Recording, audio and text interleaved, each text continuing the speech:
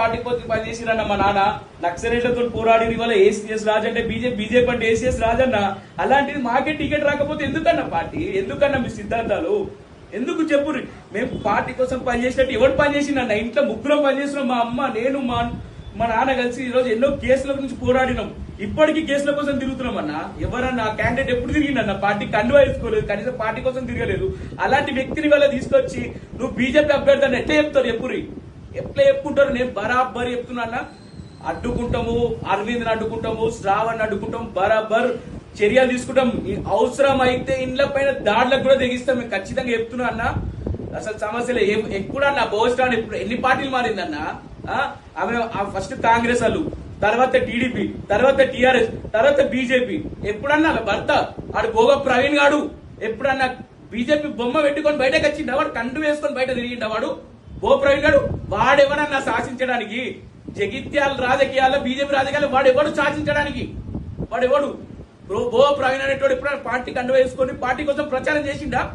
ఆడి వల్ల కూర్చోబెట్టుకొని నేనే టికెట్ ఇస్తా, నువ్వే అరవింద్ గానికి నేను చెప్తున్నా, అరవింద్ గాని నిలిచిపెట్టే ప్రసక్తి లేదు.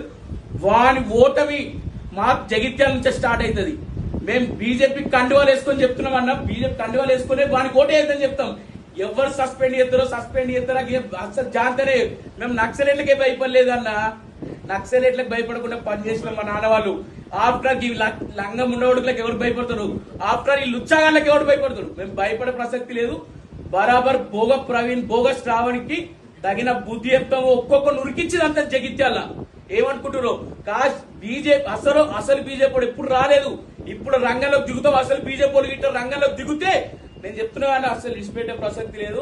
మేము అరవింద్ చెప్తున్నా. అరవింద్ ఎవరన్నా? ఇప్పుడు అరవింద్ ఏం చేసిండన్నా?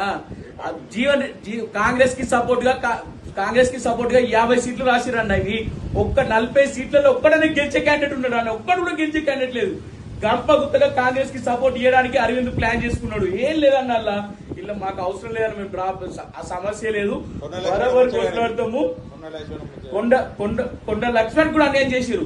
ఆయన ఏదో పాపం జగిత్యాలు వచ్చి నేనేదో పనిచేస్తా కార్యకర్తలకు అని చెప్పి ఆయన ఏదో నమ్మకంతో వస్తే ఆయనకు తెలియకుండా ఆయన బీఫామ్లు ఆయన క్యాండిడేట్ రెడీ చేసుకుంటే ఆ క్యాండిడేట్ లేకుండా బోస్ రాని పైసలకు టికెట్లు అమ్ముకున్నది. ఒక్కొక్కళ్ళ దగ్గర 5 లక్షలకు అమ్ముకున్నారన్న. నాగా సాక్ష్యాలు ఉన్నాయి. బరాబర్ నేను కొట్లాడతా. నేను చెప్తున్నా ఇన్ని కాదన్న. 40 ఏళ్ళు పనిచేసిరన్న మా నాన్న. 40 ఏళ్ళు పనిచేసిరు. 40 ఏళ్ళు పార్టీ కోసం కొట్లాడి చావు బతుకులలో ఉండే ఏబీపీ నుంచి బీజేపీ జిల్లా రాష్ట్ర ఉత్తర పనిచేసిరన్న. ఇట్లాంటి వాళ్ళు ఇవాళ అన్యాయం జరిగితే ఎందుకుంటాం అన్న? మేము మాకు ఏం చేసిందన్న పార్టీ? ఎక్కడ వెళ్ళే అన్న సిద్ధాంతాలు? పార్టీ ఫస్ట్ సెల్ఫ్ నెక్స్ట్ అని చెప్పుకునే పార్టీ ఈ రోజు ఎందుకు స్పందిస్తలేరు? సంఘంలోకి ఎందుకు స్పందిస్తలేరు? కార్యకర్తలకు అన్యాయం జరిగితే అసలు ఊపిన సమస్యలే అన్న. పోరాటం ఖచ్చితంగా నేను గెలిచి అరవింద్ అని చెప్పులద్దని లేకపోతే నేను చెప్తున్నా కానీ